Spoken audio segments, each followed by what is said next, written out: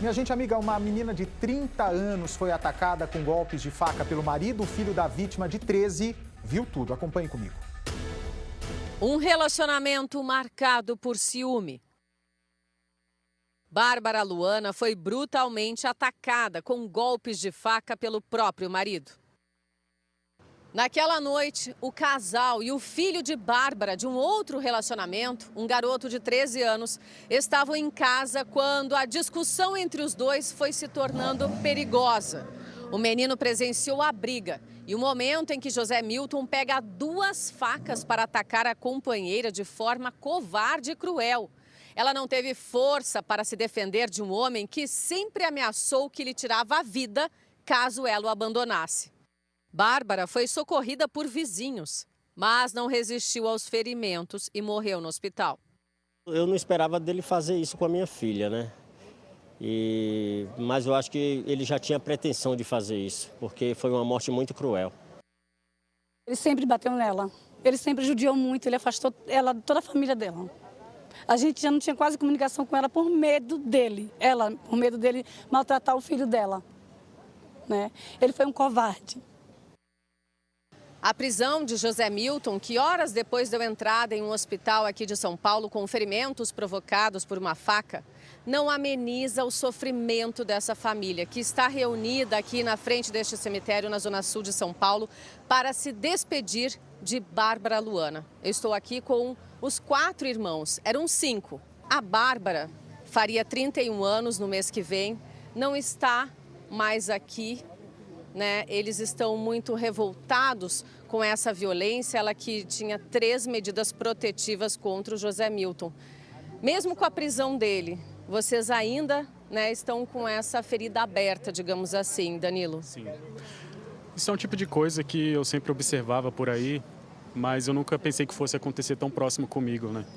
Eu nunca achei que isso fosse acontecer com a minha irmã, mas diversas vezes a gente cansava de falar para ela, mas não adiantou. Estou vendo pelos seus olhos a raiva que você está sentindo. Se você pudesse se encontrar com o José Milton, você diria o que para ele? Rapaz, eu falava para ele, ó, por que você fez isso com meu irmão? Entendeu? Porque a justiça tem que ser feita. Foram 12 anos de um relacionamento marcado por brigas. Nessa publicação em uma rede social, José Milton chegou a chamar a esposa de chata. Mas na vida real, segundo a família de Bárbara, era ele quem não a deixava em paz. Ele ameaçava ela, disse que se ela largasse ele, que ele a matava. Ele era muito ciumento, ele é muito psicopata. Eu acho que foi o que ocorreu a ele vir fazer essa tragédia aí.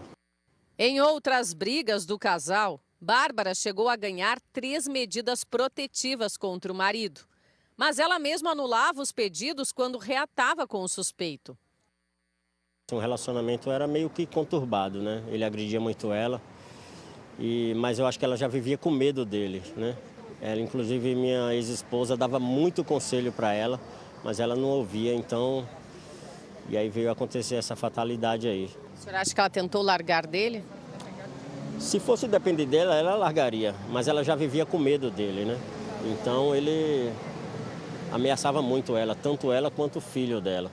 Os dois já viviam traumatizados, né? Bárbara trabalhava como empacotadora no CEAGESP. Ela deixa o único filho de 13 anos. Vou cuidar do filho dela. É meu filho, né? Vou cuidar do mesmo jeito. José Milton era dono de um lava-rápido e agora está preso indiciado por feminicídio. Ele alegou legítima defesa, mas muitos aqui não acreditam nessa versão. Eu creio que ele mesmo se esfaqueou para poder querer jogar alguma culpa nela, né?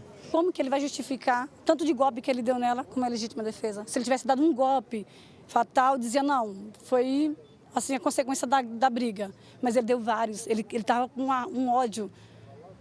Foi tão feio o jeito que ele fez, a brutalidade foi tão grande que a gente não se conforma. Nada justifica ele dizer que foi legítima defesa como uma menina, ela magrinha, pequenininha, para um monstro daquele. Ele é um monstro, ele não pode ser chamado de ser humano. Ele é um monstro.